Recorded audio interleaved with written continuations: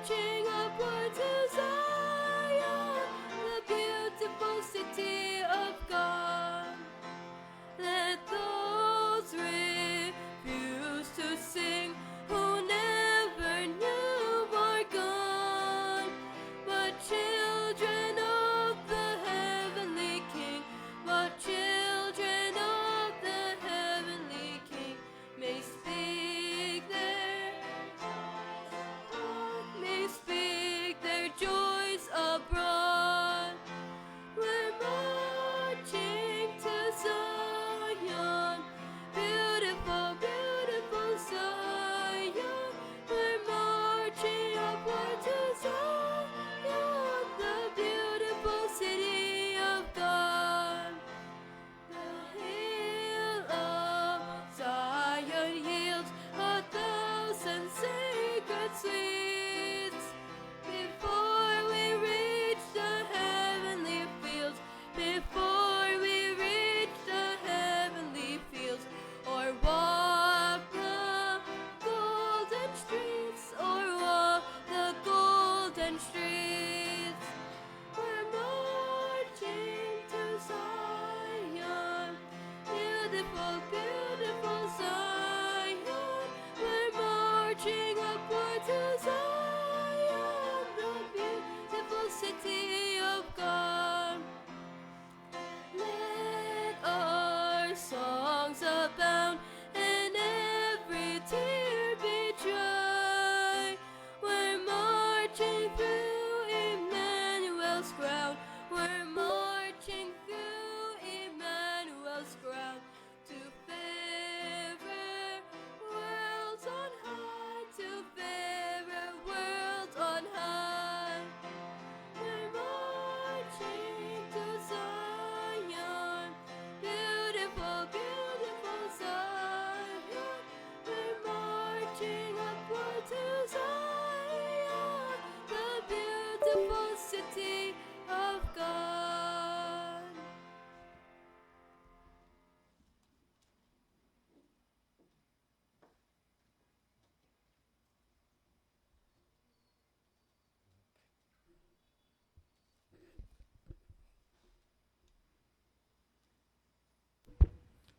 Tayo po'y lumuhod sa ating panalangin.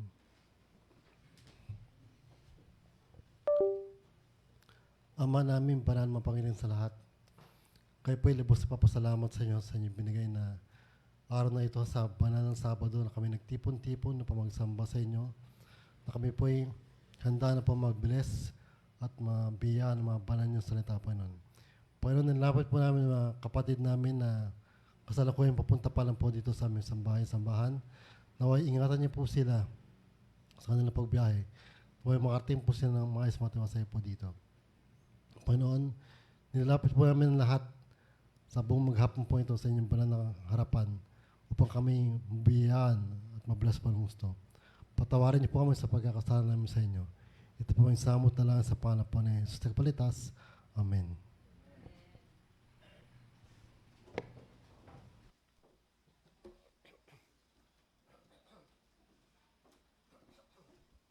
Good morning po at happy Sabbath po sa inyong lahat. Ayan, akala ko po iilan lang po tayo kanina eh. Pero sabi po namin mag-start po kami talaga 8:30 sakto. Kaya yun po, tayo po ay nagpapasalamat sa ating Panginoon na tayo po ay pinagkalooban niya muli ng isang araw ng Sabbath where we can worship, praise, and honor our Heavenly Father. So napakaganda po ng ating lesson para po sa araw na para sa nagdaang week. So ayun po, maraming salamat din po na tayo po ay medyo marami-rami na ngayon. At thank you rin po sa ating pong mga participants. Sabi nga po ni Brother Orbit kagabi na napakabilis po ng panahon, di ba? March. Kung kailan lang po December, tapos ngayon, malapit na pong matapos yung March. Nasa kalagitnaan na po tayo ng March. So praise God kasi hanggang ngayon po, He is continually sustaining us and blessing us. So para po sa araw na ito, ng Sabat ang ating pong programa, ang inyo pong lingkod ang nanguna. At ang ating pong song leader at pianist, si Isabella Umbao at Brother Joel Son Umbao. ang ating pong opening prayer, si Brother Jasper Garcia. Inyo pong lingkod, welcome remarks. Ang ating pong mission spotlight or mission emphasis ay pangungunahan po ni Brother Joel Sonnenbao. Ang ating pong musical offering ay hindi po makakadalo ngayon. So, tayo po'y paunlakan ni Brother Joel Son uli ng kanyang musical offering. Susunod po ang ating special feature na pangungunahan po ni Sister Bambi Cortez. At ang ating pong lesson review ay through our care group and closing prayer through our assigned church leader. So, yun lamang po. Good morning po sa inyong lahat at happy Sabbath po. Happy Sabbath po. Ang mission story po natin, The Missing God. Nangyari po to sa may India, sa may bandang boundary ng China-India. Pangalan ng ating bida sa kwento si Jarendra. So sa lugar nila Jarendra, maraming iba't ibang uri ng religion. Magkakasama sila, nagse-celebrate, halo-halo sinasamba nila. Siyempre, pag idol, sa India, alam natin maraming mga idols doon. So maraming gods silang sinasamba. So isang araw, si Jarendra, 12 years old siya, naglalakad-lakad siya sa tindahan. Nakita siya, nakadikit na poster, napakaganda. May idea siya siyempre na si Jesus yun, nakapako sa cross. So sabi niya, ang ganda naman ng painting na to. Kaya ang ginawa niya, binili niya. Tapos inuwi niya sa bahay. Pagdating niya sa bahay, sabi niya, saan ko kaya ilalagay ito? Pagpunta niya sa kwarto nila, meron doon parang worship room ng family nila. So ang ginawa niya, doon niya dinikit. Nilagay niya para kasama si Jesus sa other gods na i-worship nila. Pagdating ng nanay niya, sinampal siya sa mukha. Sabi, ba't niyo ako sinampal? Sabi nanay niya, oo, Diyos nga yan. Pero hindi natin Diyos yan, hindi yan Diyos ng Indian. So, ginawa ni Jarendra, nalungkot siya, tinanggal niya. Pero nag-isip siya, sabi niya, kailangan ilagay ko to dahil isa tong Diyos, ilalagay ko to sa pwesto rito. Maghanap ako ng pwesto. So, doon sa pwesto na yun, nangyari yung worship room nila sa loob, may pintuan. Doon niya nilagay sa pintuan. So, dinikit niya doon, di na siya pinagalitan ng nanay niya. Pero tuwing papasok sila doon, makikita nila muna si Jesus. Although alam natin, hindi naman natin alam itsura ni Jesus. Pero yung idea na si Jesus, nakikita ng parents niya araw-araw, tsaka ng mga kapatid niya tuwing papasok sila sa kwarto, nakikita nila bago sila sumamba sa other gods. Ngayon, nalimutan na ni Jarendra, tumanda na siya. At nung tumanda siya, nagkaroon siya ng chance para mag-search ng other religion. Nagsimba-simba siya, naghanap-hanap siya ng simbahan, hanggang nakapunta siya sa isang Seventh-day Adventist church at may isang pastor na nakita na interesado siya at siya'y bininyagan. Nung siya'y nabinyagan na, pagdating niya sa kanilang bahay, syempre, hindi siya tinanggap ng mga ostracize siya, parang ina-out of caste siya ng kanyang family, pero dire-diretso pa rin siya sa kanyang paniniwala sa Christian faith kay Jesus Christ. So, sabi rito, if you choose Christianity or Jesus based on emotions, your journey might end when your feelings get hurt, sabi niya. But if you choose Jesus through logic and your principles, your journey will last.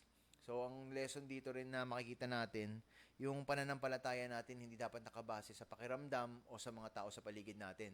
Kasi tao tayo lahat, nagkakamali tayo, pwede tayong matisod sa iba, pwedeng magbago yung feeling natin, pwedeng masaya ka ngayon, masaya ka magsimba, pero wag natin pagbabasihan yung pakiramdam natin. Pagbasihan natin yung utak, yung isip natin, yung knowledge natin kay Jesus.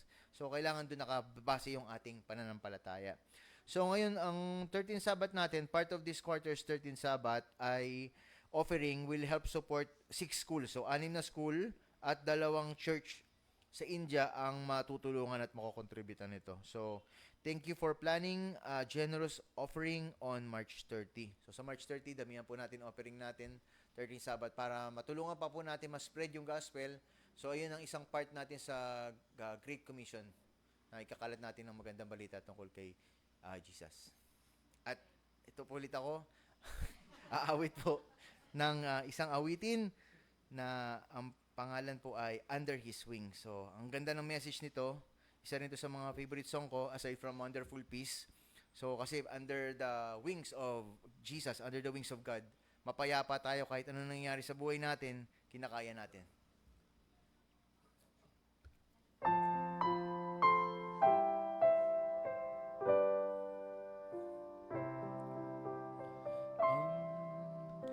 Under His wings I am safely abiding, though the night deepens and tempests are wild. Still I can trust Him, I know has redeemed me, and I am his child. Under his wings, who from his love can sever? Under his wings, my soul shall abide, safely abide forever.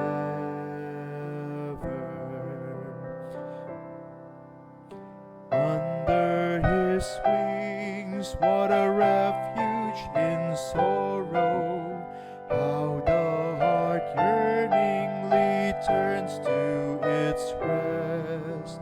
Often when earth has no balm for my healing, there I find comfort, and there I am blessed. Under his wings, who from his love can sever? Under his wings, my soul shall abide, safely abide forever.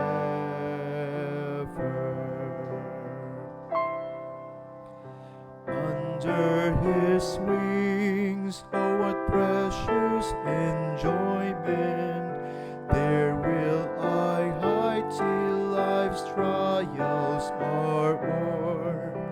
Sheltered, protected, no evil can harm me.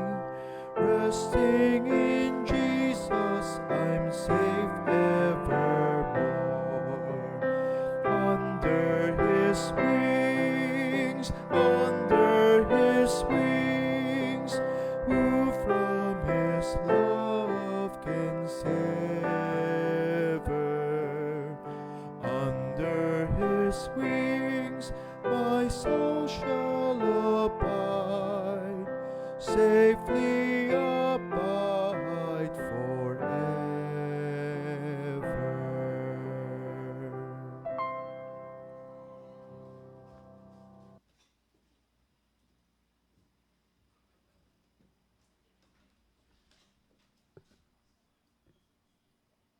And good morning and happy Sabbath.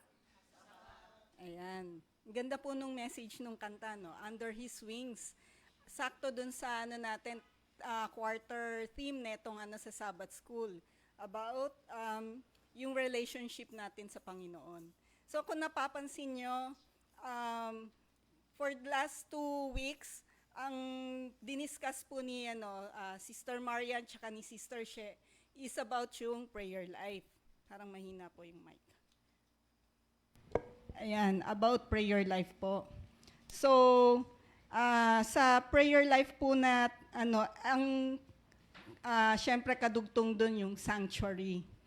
So, ito yung mga Adventist realities, mga questions tungkol sa sanctuary, na maring natanong ng mga bagong binyagan, kasi tayo yung karamihan po sa atin, mga nakapag-aral na tungkol sa sanctuary, so hindi na question usually to. Pero hindi natin maiwasan na meron lalapit sa atin, magtatanong kung ano ang sanctuary, kasi tayo alam ko, ang Seventh-day Adventist lang ang merong doctrine ng sanctuary.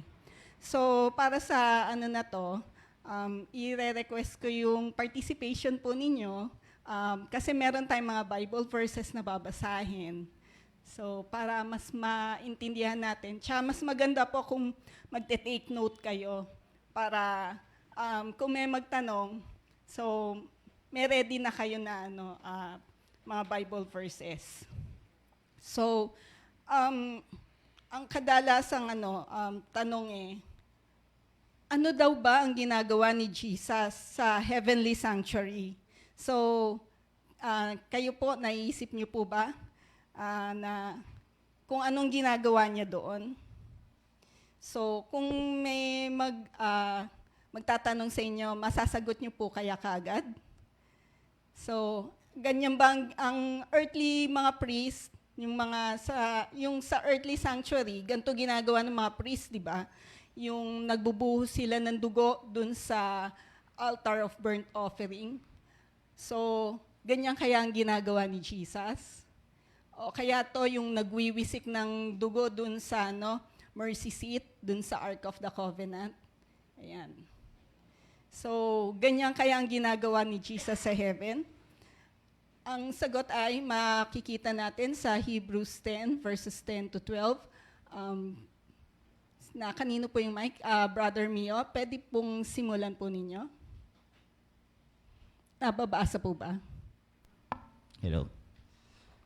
By that we have been sanctified through the offering of the body of Jesus Christ once for all. And every priest stands ministering daily and offering repeatedly the same sacrifices, which can never take away sins.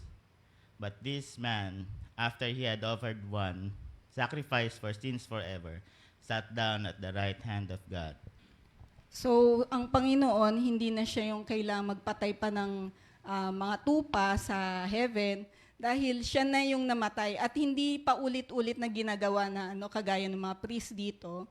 So, nakasulat dyan yung offering na ni Jesus Christ, isang beses lang. At yung offering na yon ay para sa forever na, habang panahon na. So, may question din na may nakasulat doon na yun, yung nakaupo raw ang Panginoong Jesus sa kanang kamay ng Panginoon. So, saan siya nakahanap ng upuan doon?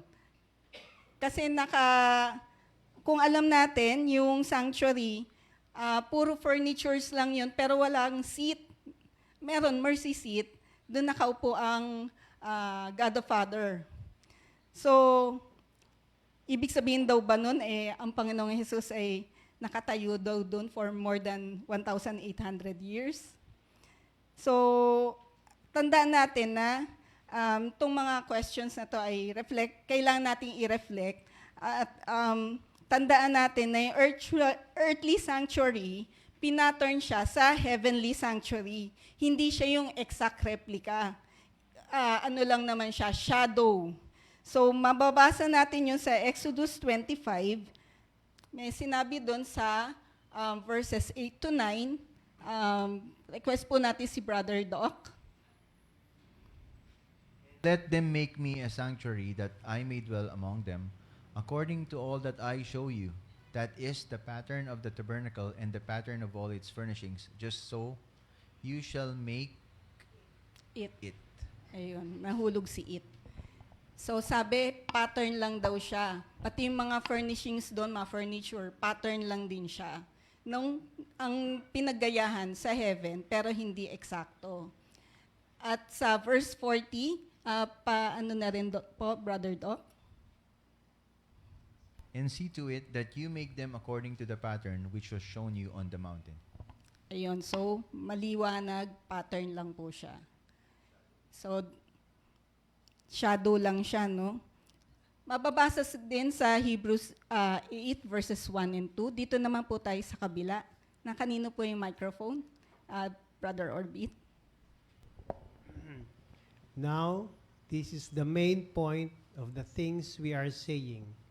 We have such a high priest who is seated at the right hand of the throne of the majesty in the heavens, a minister of the sanctuary of the true tabernacle which the Lord erected and not man.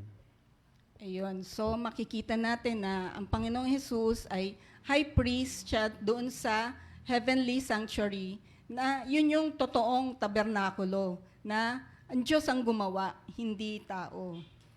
So, dugtong po natin ang Hebrews 10 verse 1. Brother Orbit po. For the law, having a shadow of the good things to come, and not the very image of the things, can never with these same sacrifices, which they offer continually year by year, make those who approach perfect. Ayun. So, kita po natin na shadow lang po siya at hindi siya yung kung ano yung image dito, yung image sa taas, yun din yung kailangang image dito. So, anong ibig sabihin po ba ng shadow? So, kung ang shadow po ibabase natin doon kung ano yung itsura ng isang bagay o isang tao. So, magiging siya, two-dimensional lang siya. Kasi nasa sahig lang siya, di ba? Hindi natin siya nahahawakan na kagaya natin na mga tao. Or, ang size niya pwedeng maging 12 feet tall or 9 inches tall lang. So, yung size na yun, depende kung nasan yung position ng ilaw. Kung nasa karsada tayo, position ng street light. Tsaka yung layo niya dun sa yung totoong tao. So, ang shadow ay pwede siya magbigay lang ng profile or general shape nung actual na tao. Pero, hindi siya yung kabuuan ng taon yun. So, ganun din yung mga furniture tsaka yung mechanics dun sa sanctuary. Sabi dito, the unfortunate fact is that some people look at the earthly sanctuary and they think they can tell us everything about the heavenly sanctuary, particularly about its furniture and mechanical aspects. Pero hindi po yun ang sinasabi ng Hebrews. Sister Mimi, pwede pong pakibasa yung Hebrews 9 verses 3 and 4. Hebrews 9, 3 and 4. And behind the second veil, the part of the tabernacle, which is called the holiest of all, which had the golden censer and the ark of the covenant overlaid on all sides with gold, in which were the golden pot that had the manna, Aaron's rod that budded, and the tablets of the covenant. Ayan. So, ang sabi nga doon, yung holiest of all na yung room, yun yung most holy place, no? So, nabanggit din dito na meron daw golden censer. So, andun ba yung altar of incense? Kung makikita po natin yan yung layout nung tabernacle. So, yan din yung pattern nung yung temple, no? So, ang altar of incense, nandun siya sa holy place, hindi siya sa most holy place. So, ang author ng Hebrews, ibig sabihin ba nun, hindi siya nag-pay attention sa details nung tabernacle. So, ang sabi ay, ang author daw ng Hebrews, hindi siya primarily concerned sa geography ng heavenly sanctuary. Ganon din po si Sister Ellen White. Nasulat din niya dun sa early writings, for example, na nilagay naman niya yung throne dun sa holy place. Alam natin yung throne is walang throne dun sa earthly sanctuary, di ba? So yun. So ano dapat ang maging main focus natin dito sa sanctuary? So, kung yung geography daw is not central dun sa Hebrews at ganun din sa early writings ni Sister White, so ano yung ang dapat na maging focus? Ito yung ministry. Ang real focus daw ng sanctuary at ng services sa sanctuary, both sa Old and New Testaments, ay ang ministry ni Jesus. Hindi siya illustrated siya ng both ng furniture, yung geography ng sanctuary, yung mga priestly functions na ginagawa po doon. So, bago natin tignan kung ano yung ginagawa ni Jesus doon, kailangan daw tandaan muna natin na ang actual sanctuary sa heaven na binasa natin sa Hebrews chapter 8 verses 1 and 2 ay kagaya lang ng earthly sanctuary dito. Meron siyang 2 rooms. Di ba meron yung courtyard? So meron ding unang papasukan is yung holy place, then yung most holy place. So basahin natin sa Revelation 11 verse 19. Sister Laverne, pwede ka pong, hindi mo po makita, si Brother June. Alam ko po lagi kayo may baong salamin. Revelation 11:19, King James Version. Then the temple of God was opened in heaven, and the ark of his covenant was seen in his temple.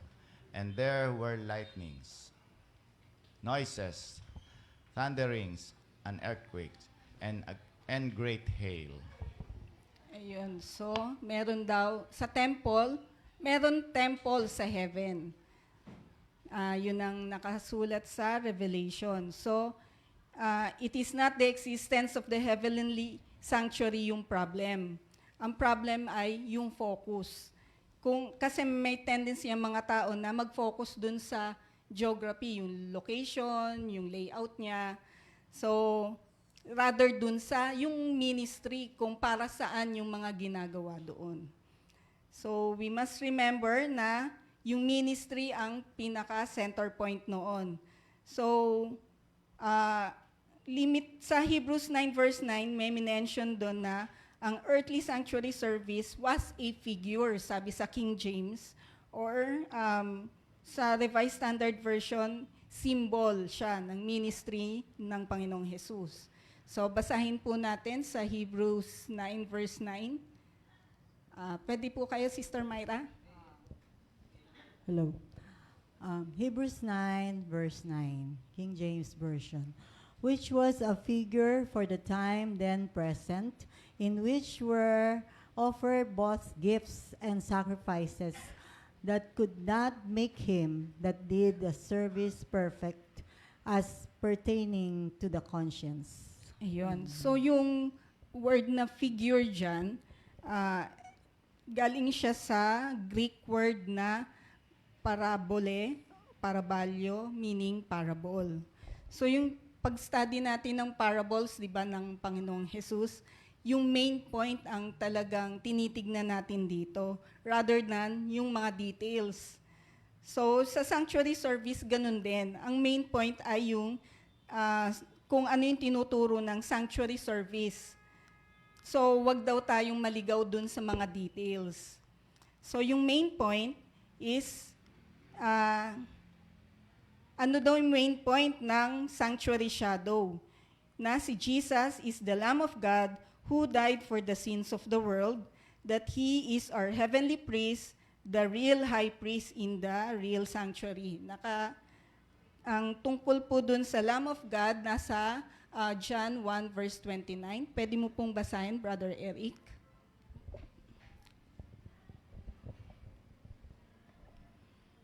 John 1:29. The next day, John saw Jesus coming toward him and said, Behold, the Lamb of God who takes away the sin of the world. So ano daw ibig sabihin ng text na ito? There are two things. Unang-una po, yung sacrifice niya. So makikita rin natin sa Hebrews 7 verse 25. Pwede po uli si Brother Mio.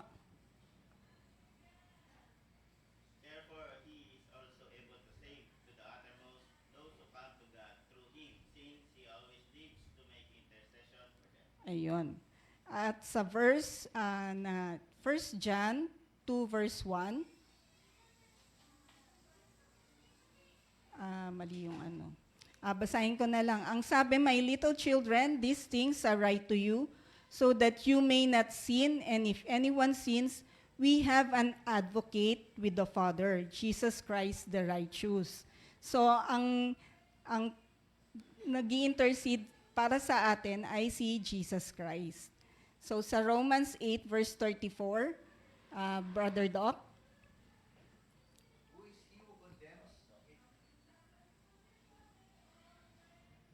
Who is he who condemns? It is Christ who died and furthermore is also risen, who is even at the right hand of God, who also makes intercession for us. Ayun. So, ang forgiveness po natin, ang mag-intercede po ang ginagawa po ni Jesus sa heavenly sanctuary ay mag-intercede po para sa atin para tayo ay magkaroon ng forgiveness. Yan. Ang next is yung the ministry of judgment. So, ito ay kadalasan makikita sa Daniel 7. ang nakasulat sa Daniel 7 ay ito yung before the second advent. Tungkol kay Jesus and God the Father, pictured sila sa heavenly sanctuary, judgment scene, kung saan they vindicate yung mga believers and take away the dominion of God's enemies. So mababasa po natin sa Daniel 7, 9-14, 22, 26, and 27. So, sino pong gustong mauna? Si Sister Myra po uli.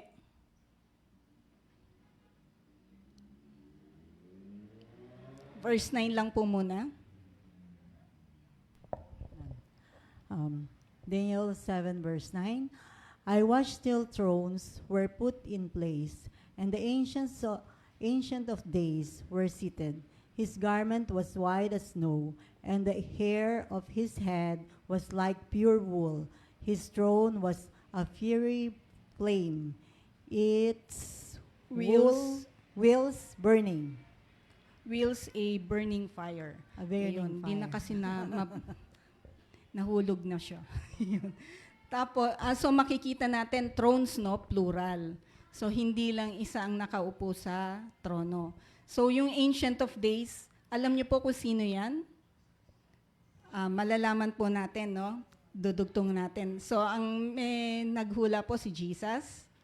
Ayan. So, Jarel, pwedeng pakibasa yung verse 10. A fiery steam issued and came forth from before him. 1,000 thousands ministered to him. 10,000 times 10,000 stood before him. The court was seated and the books were opened. Ayan. So, yun na yung scene sa Heavenly Sanctuary. Brother Eric, kaya pong basahin yung 11-12. I watched then because of the sound of the pompous words, which the horn was speaking. I watched till the beast was slain, and its body destroyed and given to the burning flame. As for the rest of the beasts, they had their dominion taken away, yet their lives were prolonged for the season of and a time. So yung yan yung God's enemies, no? Yung the horn, the beast, and the rest of the beast. So sa verse 13, Brother June Maalihan.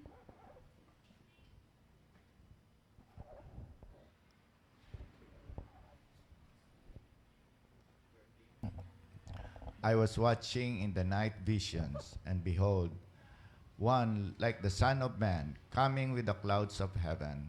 He came to the Ancient of Days, and they brought him near before him. Ayun, so makikita natin, no? Andun uli yung Ancient of Days, pero andun yung one like the Son of Man. So, Son of Man, si Jesus. So, yung Ancient of Days is God the Father. Ayun, so verse 14,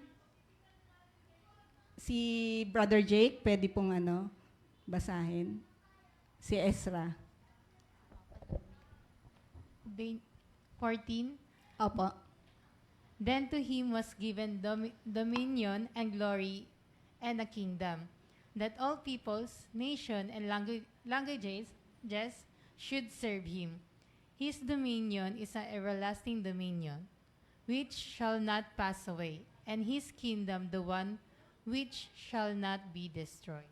Ayun. So, yan na yung mga naging pronouncement, no? Verse 22, andito uli yung Ancient of Days, ang God the Father.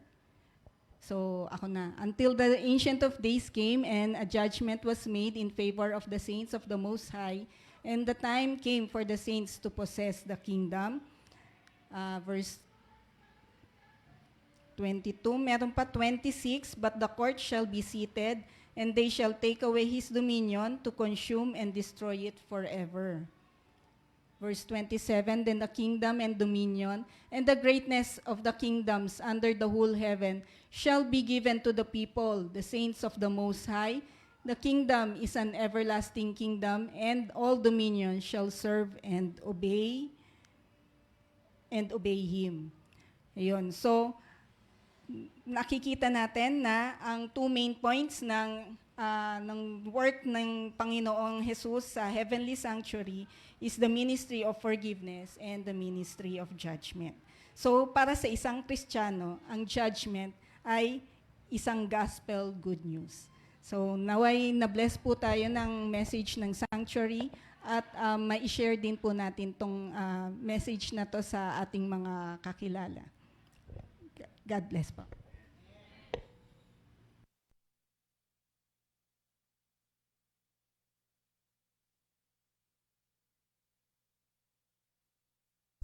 Yan, napakaganda po ng ating special feature about Sanctuary. Tayo na po idadako sa ating lesson study. Bawat group, ang mga secretaries pwede na pong mag-check ng attendance.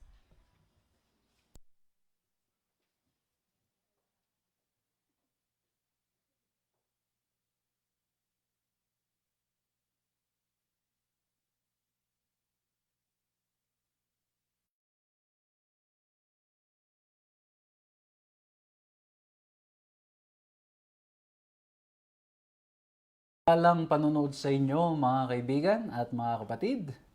Isa pong malaking kagalakan na patuloy po kayong makasama sa paglilingkod na ipinagkakalob po sa inyo dito po sa 3 Points Ministries. At purihin ang Panginoon sapagkat nagpapatuloy po tayo sa ating pag-aaral na may tema o yung ating pong pinag-aaralan ay walang iba kundi ang aklat ng mga awit. Tinitingnan natin ang iba't ibang mga major themes, mga bagay na ini-emphasize mula po dito sa sulat na ito. And I hope and pray that you have been enjoying the lessons na ating pong pinag-aaralan mula po dito. Nung nakaraan po nating pag-aaral, pinag-usapan po natin how important na tayo ay balikan at tignan yung ating mga nakaraan and to see how faithful from the past and even until now. There's even a saying from Ellen White, sabi niya, I'm paraphrasing, pero ang sabi niya, the only failure in the future, or even today, is when we forget how the Lord has led us in the past. Okay? So ito po ay magandang paalala sa atin, na balik-balikan natin yung mga bagay na nangyayari sa ating mga buhay at tingnan natin kung paano nga kamay ng Diyos ay nag-iingat, gumagabay sa atin. At doon po ay tinignan natin that as we look at the past, based on the book of Psalms, we will see the faithfulness of God. We will also see the failures of mankind. But praise the Lord because we can also experience the forgiveness, or we will be reminded of the forgiveness that the Lord offers to all of us. So muli po, kung inyo pong na-miss yan, pwede nyo pong balikan sa aming page at makinabang po nawa kayo doon sa mga ginawa po naming pagbabahagi, pag-share ng mga stories, mga personal experiences. At nawa po ay patuloy kaming makapaglingkod sa inyo sa pamamagitan nito. At sa pagkakataon pong ito, ang pag-uusapan po natin ay may pamagat na longing for God in Zion. Samahan niyo po ako sa ating gagawing pag-aaral na ito.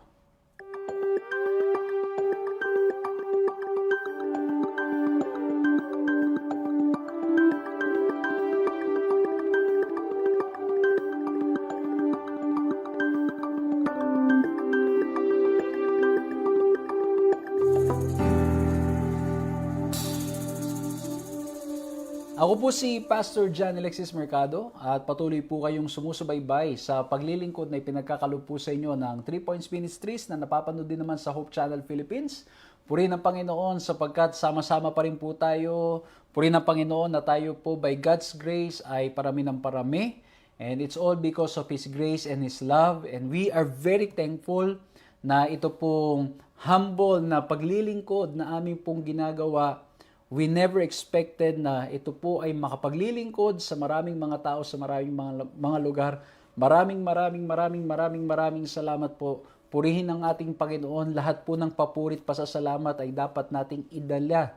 Walang iba kundi sa paanan ng ating Panginoong Diyos. Dahil kung hindi po dahil sa Kanya, we won't be able to do this. Ano po? Maraming salamat po doon sa mga nagpe-pray, nagsishare ng kanilang mga resources, upang nang sa ganun ang ministering ito ay makapagpatuloy. And by God's grace, I have been busy traveling from one place to another. And even now, ang inyo pong lingkod ay nasa mga itineraries at Purihin ang Panginoon sapagkat nangyayari po ito, nakakapaglingkod po tayo in different places, all because may mga kapatid, may mga kaibigan na willing to support the ministry. Maraming salamat po at nawa po ipatuloy po kayong pagpalain ng Panginoon at gamitin pa upang nang sa ganun, mas marami pa po tayong ma-reach out, mas marami pa tayong mapaglingkuran, marami pa po tayong mga maparating natin na mensahe sa iba't ibang mga tao. So muli po, praise the Lord. We bring back all glory and praises to His name. At kung ito pa muna pagkakataon na nakakasama namin kayo, I'm inviting you to like, to subscribe, to hit the notification bell, to follow our page and our YouTube account para nang sa ganun po ay ma-notify po kayo sa lahat ng mga pag-aaral na aming ginagawa. At sa pag-follow nyo po, pag-hit nyo na notification bell, this will greatly help you. At the same time kasi po, every video na aming ilalabas, you will be notified. Ano po? At kung ayun naman ay naging abala, there will be an opportunity to see and to look. At by God's grace po ay makakatulong po yan para nang sa ganun ma-review nyo, mapag-aralan nyo po mamaya o sa mga panahon na hindi na po kayo ganun kaabala. So muli po, I'm inviting you to like, to subscribe, and to hit the notification bell. At sa lahat naman po ng lagi naming kasama na, don't forget to share this video. At nawa po sa pag-share ninyo ng video, may makinabang, may mga taong matouch, may mga taong mapalapit sa ating Panginoong Diyos because of this simple act of sharing the video. So muli po, maraming salamat po. And now, as we begin our lesson, as we begin the study of this beautiful, wonderful, amazing lesson, samahan nawa tayo ng ating Panginoon. Let's bow our heads. Let's ask for His guidance. Let's ask for His wisdom. Let's ask for understanding sa ating Panginoong Diyos. Let's bow our heads and let's pray. Maraming salamat po, mahal na Diyos, sa pagkakataong ipinagkaloob niyo po sa amin that we can be together to study your word. Tulungan niyo po kami na maunawaan ito, may tanim sa aming puso't isipan, sa aming mga sarili hindi po namin kaya, ngunit alam po namin na sa biyaya at sa lakas na nanggagaling sa inyo nating is impossible. And so Lord, please help us and guide us. Nawa Panginoon, ang matututunan, mababasa namin dito ay maging magandang paalala, leksyon sa amin at naway maglapit po lalo sa amin sa inyo. Humingi kami ng kapatawaran sa lahat naming mga pagkakasala at pagkakamali. Lord, thank you that we are sinners, we are unworthy, and yet you love us, you died for us, and Jesus died for us. Lord, tulungan niyo po kami to be faithful to you because we know that you are faithful to us. Maraming salamat po at alam namin sasamahan niyo kami ngayon sa pangalan namin Panginoong Yesus. Amen. Muli po isang pagbati sa inyo mga kaibigan at mga kapatid. Kagalakan pong patuloy kayong mapaglingkuran, patuloy po kayong nakikinig dito po sa pag-aaral ng leksyon sa Aklat ng Awit. At tayo po ngayon ay nasa may lesson na ang pamagat ay Longing for God in Zion. At pag-uusapan po natin dito sa lesson na ito, bakit longing for God in Zion? Ano ba ang significance nito pong lugar na Zion? Ano ba ang nire-represent nito? Bakit ito po yung naging title ng ating pag-aaral ngayon? And even our text in Psalms 84 verse 2 at marami pang mga text, ilang mga chapters na pag-aaralan natin mamaya, mapapakita po natin ito na talagang significant itong lugar ng Zion because it symbolizes, it's representing something. Basahin mo natin Psalms 84 verse 2, ang sabi ganito, My soul longs, yes, even faints for the courts of the Lord. My heart and my flesh cry out for the living God. Dito po sa text na ito, pinapakita how much the writer is wanting to be in the presence of the Lord. Kaya sabi niya, I want to be in the courts of the Lord. Teka lang, pastor, what is the relation of this when it comes to the place o yung Zion na binabanggit? Ito po, babasahin ko po sa inyo, pakinggan nyo pong mabuti, napakaganda, because Zion represented God's living presence among His people. As the people of Israel are God's chosen people, so Zion is God's chosen mountain. God reigns from Zion and founded His temple on Zion as well. Thus, Zion is a place of divine blessings and refuge.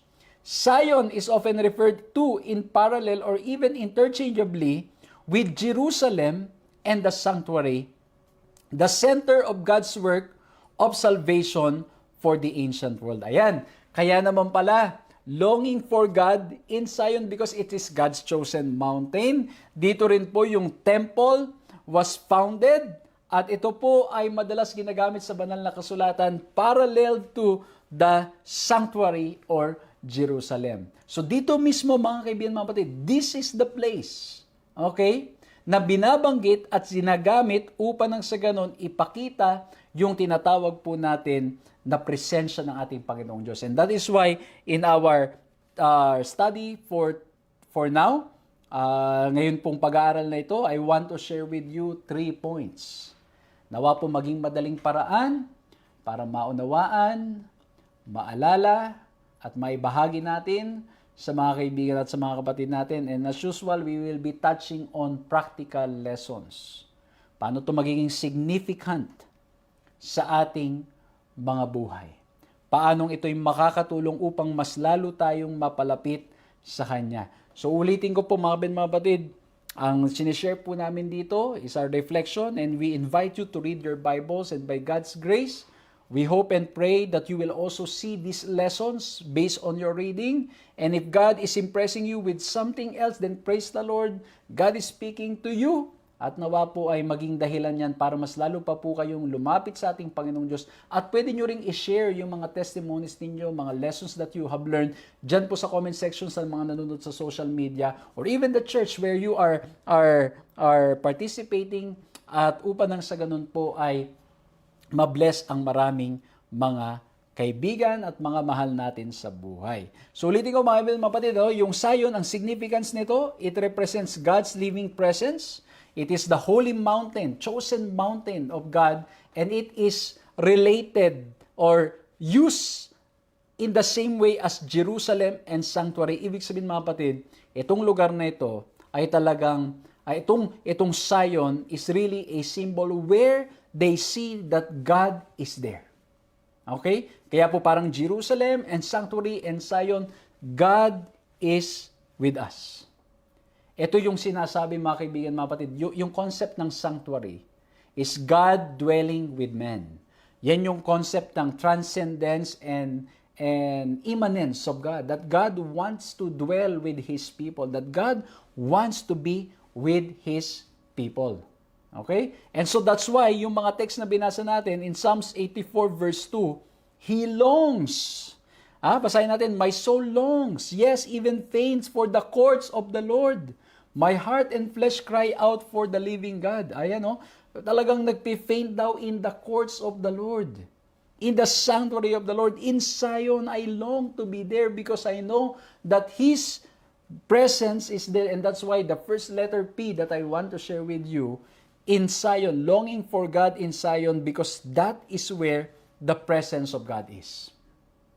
Sa Zion. You long for God in Zion. You long for the presence of God. You want to be with God. Kaya nga, ituloy pa natin, tingnan nyo, ang sabi sa Psalms 84 verse 4, Blessed are those who dwell in your house. They are ever praising you. Okay? So nagpapakita po dito, even those who are in the house are considered blessed because in the presence of God, there is praising. So, ibig sabihin mga kapatid, ang gusto nating emphasize dito, it's not just because of the sanctuary or Jerusalem or Zion. Ang point dito is the very presence of God sa bawat isa sa atin. Of course, sa panahon natin ngayon, and even during the time of Jesus, He made it very clear that we need to worship Him in spirit and in truth. Some people think that they can only worship in Jerusalem, they can only worship in a specific place, okay? Pero sinasabi ng ating Panginoon Kristo in the New Testament, yes, we can worship God anywhere, we can feel His presence. But of course, mga kapatid, ang kinagandahan nung sanctuary that was built, and even Jerusalem's temple, and even in Zion, mga kapatid, mga kaibigan, it is really designed, in my imagination, in my reading of the Bible, in my reflection, it is designed that you will really experience God. Hindi ko alam kung meron na kayong napuntang lugar na ganyan. That you will really feel, and hear the still small voice of God, and you will know that God is with you. I cannot forget yung nagbigyan po tayo ng chance. Ang inyo pong lingkod at ang aking pong misis. Because of the love of our brothers and sisters in Christ, grabe mga kapatid, I'm very thankful that we have brothers and sisters who are very loving. Ano po, sa ating pong church, napakabuti. At ang inyo pong lingkod, by God's grace, ay nakarating po sa Egypt. At naalala ko nung nagpunta kami doon, we were given the opportunity to climb the traditional site o yung site na kung saan they believe is Mount Sinai. Ano? Iba to, Mount Sinai. At pagkatapos mga kaibigan, mga kapatid, naalala ko, nung nandun na kami sa taas at you're very close, in that place, it's very quiet. Napakatahimik. Sabi ko nga nung umakyat ako doon mga kaibigan, mga kapatid, kahit yung hangin, halos napakatahimik. Talagang ang sabi ko nga in my reflection while I was there, parang grabe kung hindi mo marinig, pag hindi mo pa marinig yung tinig ng Diyos dito sa ganitong klaseng lugar. And that's why sabi ko siguro, that's the reason why the Lord would choose mountains to speak and to give yung special command or order to our prophets in the Old Testament. But of course, now, the Lord speaks to us in many different, and of course, even during the time in the Old Testament, God speaks to us in many different forms and ways. But specifically in the Old Testament, laging sa mountains. And even Jesus needed to go to the mountains. Well, possible, mga kapatid, because cities are very busy. Okay? And then in the mountains, it's very quiet. There's no, alam mo, lalo na ngayon sa panahon niyan, of course, ang hirap na rin, ano? Ngayon, kahit sa bundok, may internet na at marami pang iba. Hindi na yung talagang you will be free from all this yung mga nakaka-disturb dito sa ating paligid. But the point is, mga kaibigan, mga kapatid, the presence of God is what makes the place special. And they are called blessed. Those who decides to dwell in the house of the Lord. Because it is seen as you are always close to the presence of God. Kaya nga po ang challenge natin, mga ginigiliw kong mga kaibigan at mga kapatid, is how can we stay in the presence of God, especially for us na nandito sa napakabising sanlibutan. Napakadaling ma-disconnect sa panahon ngayon. Napakadaling ma-disconnect tayo sa kagustuhan ng Panginoon, madaling ma-disconnect na hindi natin ma-feel ang presence ng ating Panginoong Diyos because this life is so very busy. Imagine the social media. Alam niyo mga kapatid, yung tinuturo po namin, yung digital evangelism dito po sa Adventist World Radio. Talagang talagang we are seeing its effect, its power, how we can utilize it for the glory of God. But at the same time, it can also make us very busy. Naalala ko ngayon mga kapatid, I will travel to one place to another. Ngayon, grabe, you are traveling to another place, you're already doing a lot of ministries over there, training, preaching, meetings, and then still, ngayon, you can communicate through the internet, which is good. It's a blessing that you can communicate. But if it's not managed correctly, it can harm our spirituality, it can harm our relationship with God, and even our physical bodies, our mental capacities. Kasi bakit? It will make us so busy. And so mga kapatid, long God for Zion, we long for the presence of God. We put ourselves in a place where we can feel the presence of God. And in the Old Testament specifically, they refer it to Jerusalem, to the sanctuary, or to Zion. That's where they feel more the presence of God. And even now, mga kapatid, our challenge, wherever we are, is to put ourselves, ito practical speaking, to put ourselves where the presence of God is. Yung mararamdaman natin ang presensya ng ating Panginoong Diyos sa ating mga buhay. Ilagay natin yung sarili natin sa lugar na mapapalapit tayo sa ating mahal na Diyos. Huwag nating ilagay yung sarili natin sa mga lugar na maaring makapahamak ng ating mga spiritualidad at ang ating koneksyon sa ating Panginoong Diyos. Amen? Okay? Bakit mga batid? When we are in the presence of God, He provides us the strength that we need so we can continue the journey. Basahin natin Psalms 84 verse 7. Ang sabi, they go from strength to strength till each appears before God in Zion. Kasi bakit mga batid? There is a time in a year na lahat ng mga taong ito, during the time of the Old Testament, they will go to Zion or they will go to the sanctuary to offer sacrifices. And alam nyo nangyayari mga batid, they have to go there, they have to walk. Imagine the desert, they have to walk, and in walking in the desert, mga kapatid ko, mga kabin ko, they will face some difficulties. May mga robbers dyan, may mga thieves, may mga dangers that you will face, may mga, yung mga calamities that may take place. But every day, they are given the strength because they know that they will go there where they know that they will be closer to the presence of God. And so mga kapatid, mapatid, in the presence of God, in my reflection, there is strength. And that's why even now, we have to train ourselves. We have to train ourselves to be very close to Jesus, to be in the presence of God. Because when we are in the presence of God, He gives us the strength day by day. Alam mo ba din, ang ganda nito when we relate it to the second coming of Christ. Jesus is coming very soon. And every day is a journey. Every day is an experience. Every mga batid tayo ay naglalakad palapit sa pagdarating ng ating Panginoon Jesucristo. And it's the presence of God that gives us strength. And soon, by God's grace, when He comes for the second time, we will see Him face to face. We will be with Him. And finally, we will really see Him. We will really feel Him. We will experience His presence. Mga kapatid, there will be strength and great joy.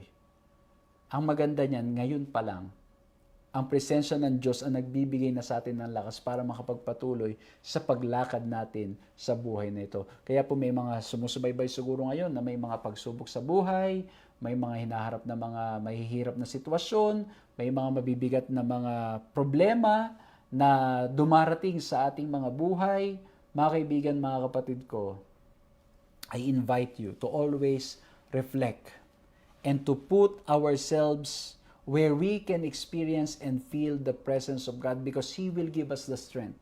Lalo na sa mundong ginagalawan natin ngayon, napakadaming pagsubok, napakaraming problema, napakaraming nagpapahirap ng ating kalooban, napakaraming nagpapabigat ng ating mga nararamdaman, nagpapatulo ng mga luha sa ating mga mata, nagpapabigat ng ating mga puso, nagiging dahilan bakit tayo nagkakasakit, nagiging dahilan bakit tayo nalulungkot, bakit tayo nag-worry. Maraming bagay sa sanlibutan ito nagpapahirap ng ating sitwasyon.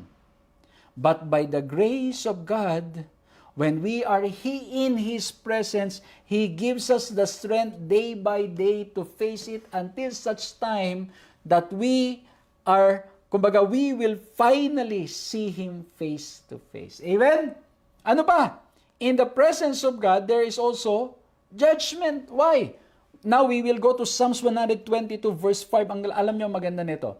Yung Psalms 84, it talks about longing in the presence of God. Psalms 122, if you will also read it, it talks about enjoying and wanting to be in the presence of God.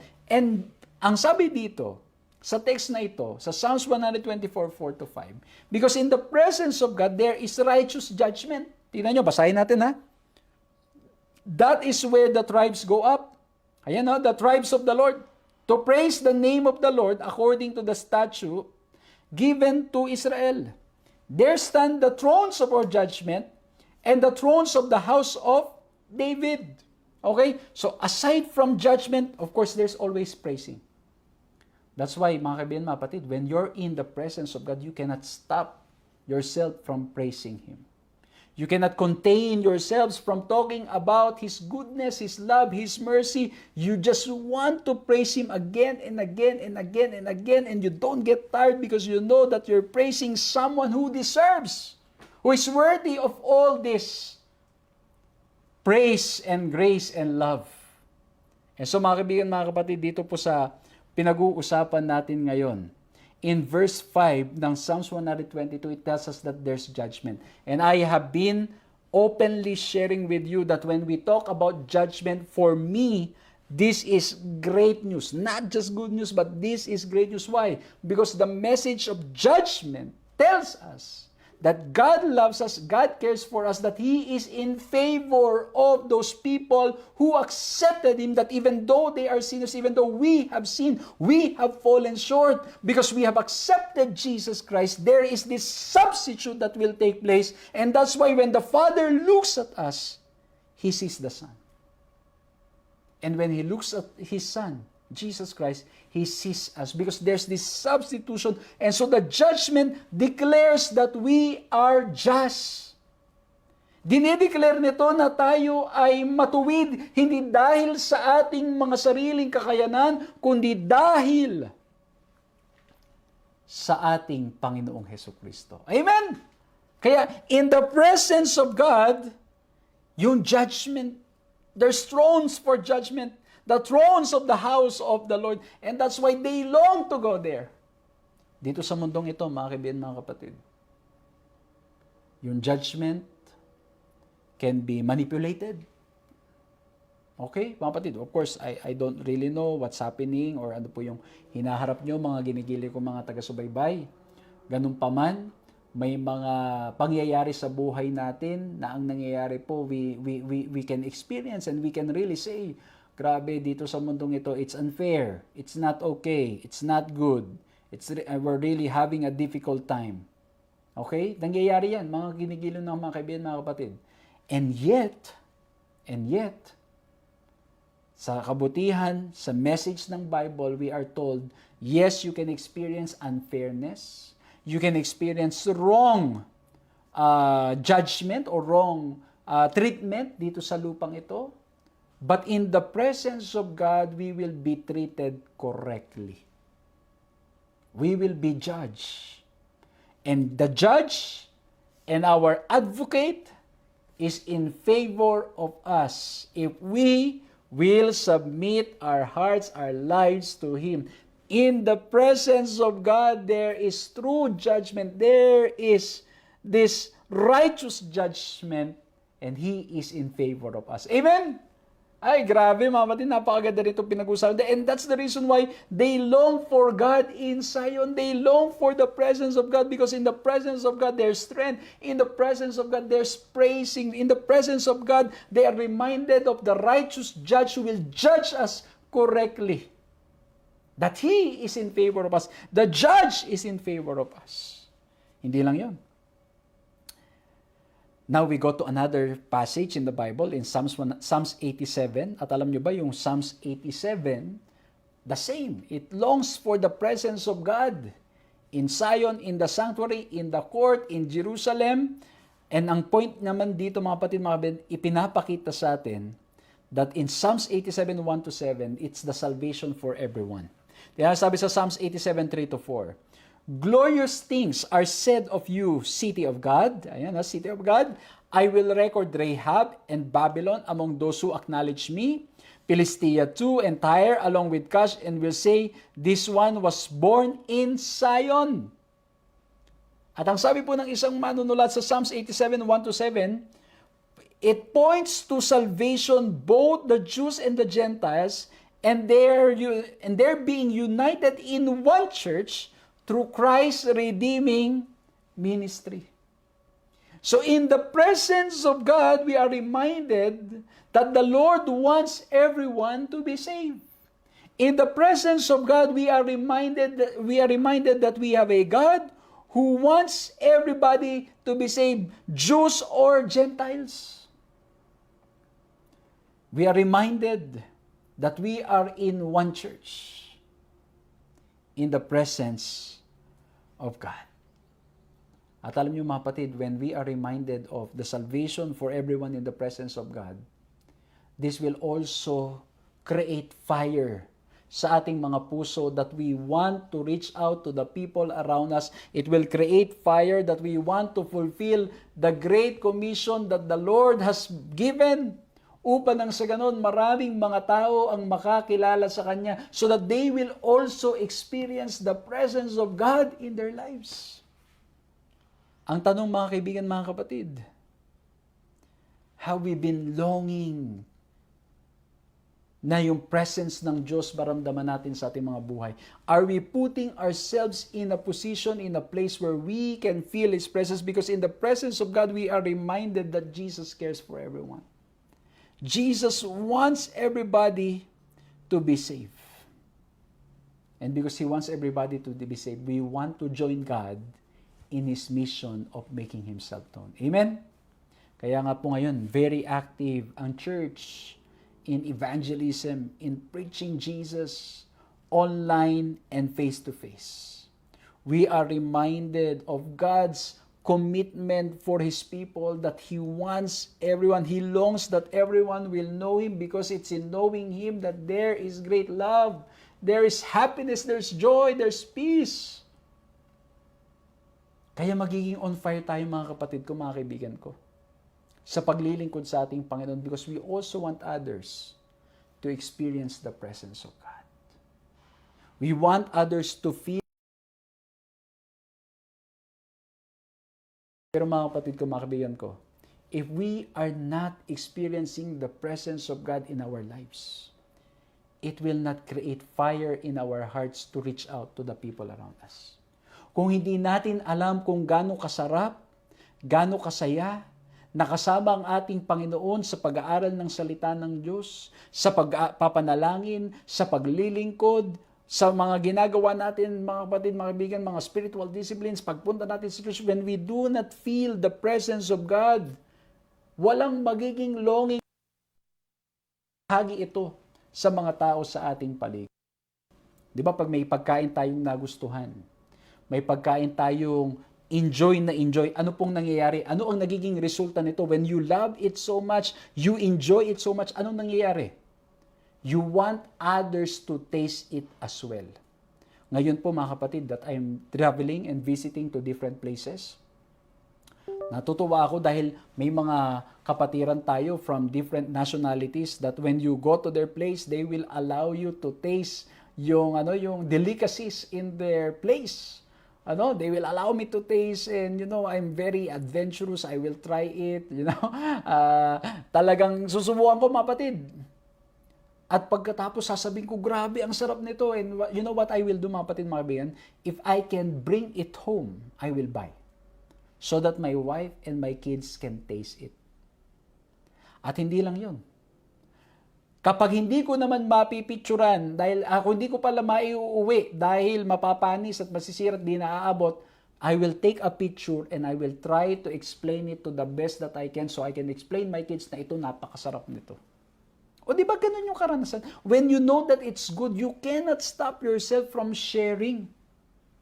Pag may nakita akong maganda dun sa lugar na naalala ko one time, yung kasi mga anak ko, they love animals. Alam nyo, magpupunta kaming lugar, minsan dadalhin tayo sa mga lugar na may mga hayop, at tapos may mga kakaiba na hindi pa namin nakita. I will take a picture and I will show it to my kids. Tatawag pa nga ako niyan, sasabihin ko, mga anak, may nakita ko dito. Ito, ayan. Iba-ibang kulay. Ganda. Ganun din mga kapatid ko, mga kaibigan ko. When we feel the presence of God, it reminds us, or when we are in the presence of God, it reminds us, it tells us that the Lord wants everybody to be saved. And that will also create fire for us so we can reach out to other people because we know that the God we are serving, in the presence of God, there's peace, there's joy, and because of that joy that we are experiencing, we want others to experience that as well. We want them to experience Jesus. But this can only happen if we ourselves ay naki-enjoy at ninanais ang presensya ng ating Panginoong Diyos. It will be very hard to convince people of the presence of God kung tayo po mismo hindi natin alam yung joy na nasa presensya ng ating Panginoong Diyos. So number 1, they long for God in Zion because they know that the presence of God is there. And the reflections that we want to get here, mga kapatid, mga kaibigan, let's put ourselves in a position where we will feel the presence of God. Mararanasan natin ang kanyang presensya. Mauunawaan natin anong klaseng Diyos siya. And then in Zion, or in Jerusalem, in the sanctuary, or in the presence of God, aside from His presence, why they long for Zion, why they want to be there because of the presence of God, and at the same time, in Zion, or as we long for God in Zion, there's also prayer. There's also prayer. Why? Kasi bakit? Ito ay dadalin tayo sa isang karanasan that we want to communicate with God. We want to talk to God. You know, you are in the presence, you want to talk. You want na magkausap kayo. You want to explain. You want, but dito mga kapatid ang maganda, you don't just pray for yourself. You don't just pray for what you want. You don't just pray for what you need. You pray even for the people around you. Kaya ang sabi sa Psalms 122:6-7, imagine, they long to be in the presence of God, they long to be in Zion, pero tingnan nyo ang sabi sa Psalms 122:6-7, pray for the peace of Jerusalem. May those who love you be secure. May there be peace within your walls and security within your citadel. So, in the presence of God, it will also lead us to pray for what? To pray for peace. Not only that, we pray also that those who love the Lord will be secured. And so it will also lead us to pray for other people. Not just for what we want. Not just for what we need. Not just for our relatives, but for the community of faith. In the presence of God, there is this strong desire to pray. We will be led to pray, to talk to God in prayer, not just for ourselves, but also for the people around us. Kaya yung second point natin, prayer. Presence of God. In Zion, there's prayer. We will be encouraged to pray.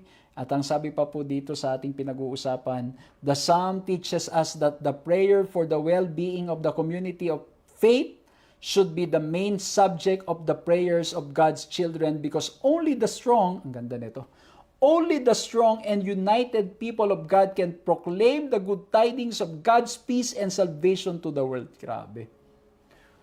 We'll be praying for peace, we'll be praying for unity, we'll be praying for the community of faith, because when the church is united, when the community of faith is strong and united together by God's grace, we can preach and we can share, not just through our words, but most especially in our action, that we have experienced the God of peace and God of salvation.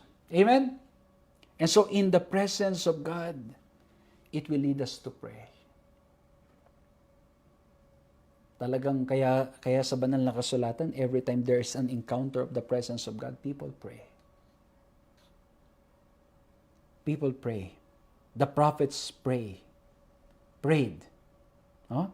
And at the same time, in the presence of God, in Zion, we feel His presence and we pray. We pray for peace. Lalo na napakagulo ng sanlibutan. We also pray for our brothers and sisters in Christ that we will be united. Alam niyo naman, dito sa mundong ito, the enemy will try to destroy us. Ang kaaway because of our differences in our style, differences with how we communicate, differences with how we view things, differences with how we are raised, differences with how we see things. Ano nangyayari? Nag-aaway-away tayo. Nagkakagulo tayo. Minsan nga, sabi, ang best way daw to plant a church ay mag-away yung isang church. Nag-away at pagkatapos may naitayong isang panibagong church. Pero ang point, mga kaibigan, mga kapatid, when we are united, we are able to do great things for the Lord. And that's why it's important that when we are in the presence of God, when we are in Zion, we are in His presence, it will lead us to pray. We pray for each other. When was the last time you prayed for another person? When was the last time you prayed for your faith? You prayed for your community of faith. Ano po? Baka masyado tayong abala praying for what we want.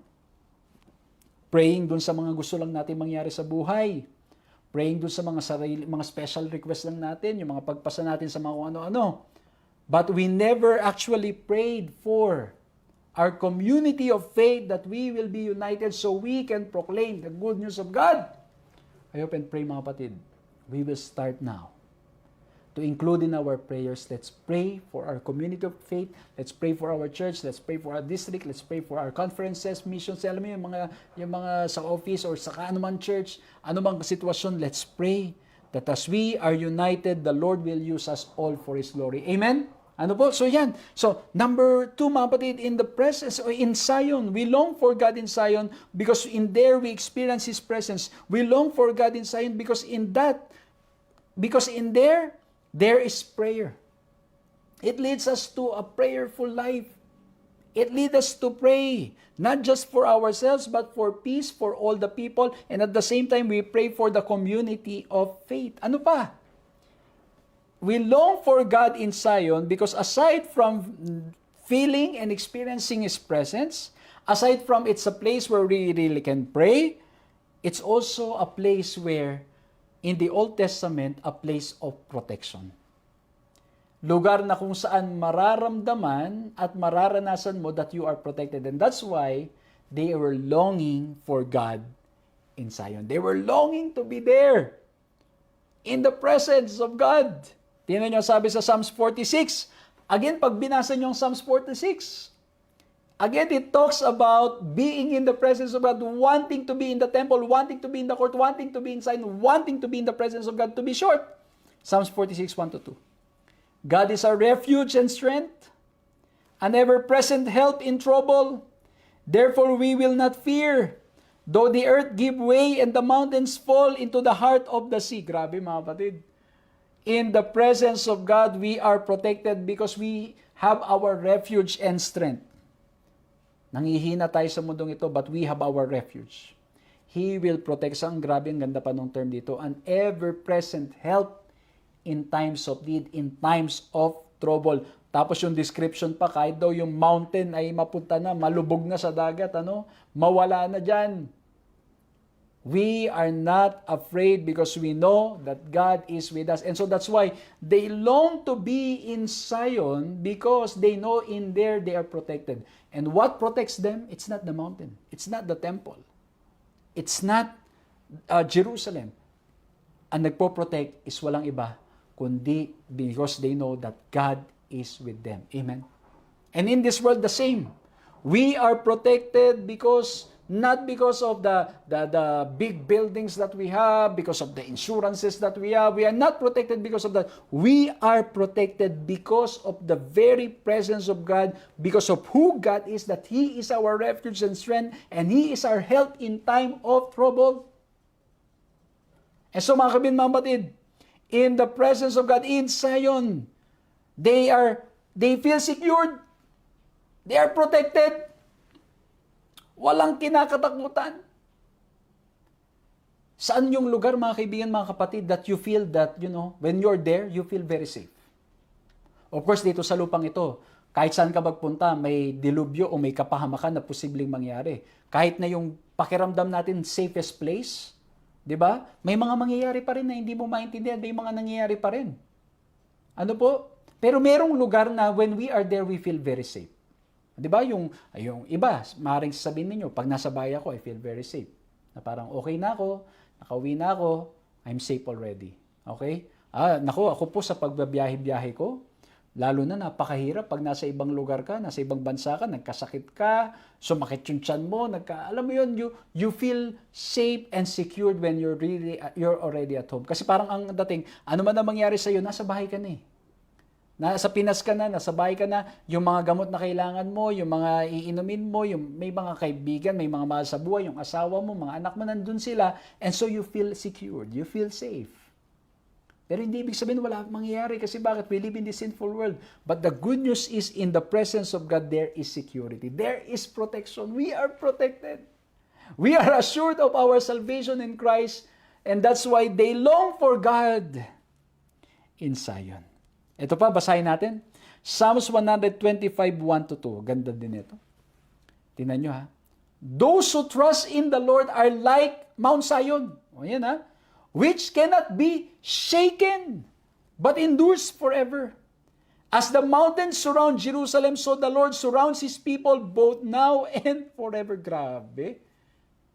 You cannot be shaken. Dito sa mundong ito, mga kapatid, maraming karanasan that will shake our faith. It can be calamities. It can be economically. It can be because of another person. It can be family, friends. Maraming posibleng mangyari that will shake our faith. Pero ang maganda po dito, sinasabihan tayo at pinapaalalahanan tayo that they were longing for God in Zion because it's a symbol of protection. They know that they are protected. In the presence of God, we are protected. Kaya hindi masishake. Dito pa naman sa mundong ito, mas maraming posibleng mangyari. Again, because of sin. Not because the Lord wants it, but because of sin, maraming pwedeng mangyari.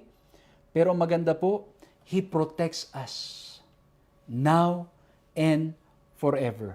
At alam niyo mga kaibigan, mga kapatid, as we trust in the Lord, especially for things that we do not understand,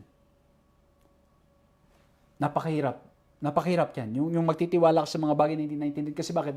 Yung reason natin, gusto natin laging pairalin na, teka, bago ako maniwala, bago ko paniwalaan yan, bago ko sampalatayanan yan, dapat maintindihan ko, maipaliwanag ko. But there are a lot of things that you cannot explain. There are a lot of things that you cannot fathom. Hindi kayang abutin ng ating kaisipan. But when the Lord says it, we need to trust Him. And when we trust Him, He will keep us and surround us and protect us now and forever. Ang ganda ng sinabi ni Ellen White. Marami daw po tayong mga bagay na hindi natin maintindihan. But as we hold on to Him, He will reward us. He will keep us. Tingnan mo sabi dito. The entrance of sin into the world.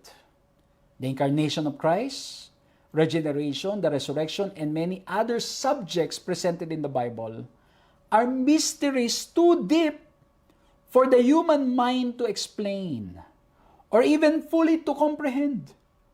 But we have no reason to doubt God's word because we cannot understand the mysteries of His providence. Everywhere are wonders beyond our ken. Should we then be surprised to find that in the spiritual world also there are mysteries that we cannot fathom? The difficulty lies solely in the weakness and narrowness of the human mind. God has given us in the scriptures sufficient evidence of their divine character. And we are not to doubt His word because we cannot understand all the mysteries of His providence. Amen? Ano po, ang kailangan natin, kilalanin natin ang ating Panginoong Diyos as we study the Bible and as we grow in our knowledge of Him, we trust His word even if we cannot fully understand. Siya pong bahala sa atin. And tulad po ng sinasabi natin dito sa mga text na binasa natin at sinabi ni Ellen White, maraming mga bagay sa mundong ito we cannot understand. Pero God is true and faithful at ang sinabi niya, gagawin niya. Yung forgiveness, sometimes mga kapatid, sometimes it's very hard to understand. Why will Jesus why does He need to come and die on the cross para lang sa ganun tayo mapatawad?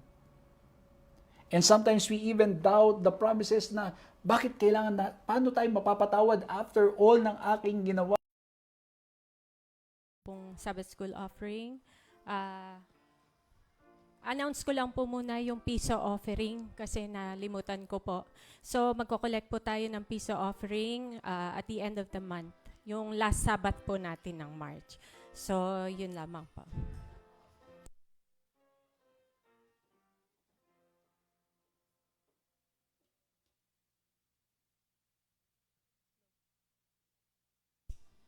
Hello.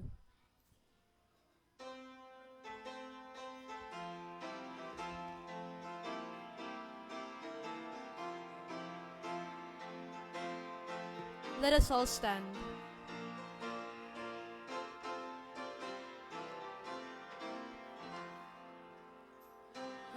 commissioned by a loving God to go. The church must really need to know. Here and there, equip each one too, who will give their all so others may do. Yes, oh yes, I will go with my church, an urgent duty, hold high God's torch, proclaim God's love, prepare on and on, by living like Christ, make each man whole. You and I be involved in time to waste, reach the world, go serve, heal and teach, as Christ is reaching his home. Christ is coming soon, share this blessed home. Yes, oh yes, I will go with my church, an urgent duty, hold high God's torch, proclaim God's love, prepare one and all, by living like Christ, make each man whole, not by might nor by power, but by His Spirit. This is my vow, I will go. Oh yes, with my church I will go. I will go.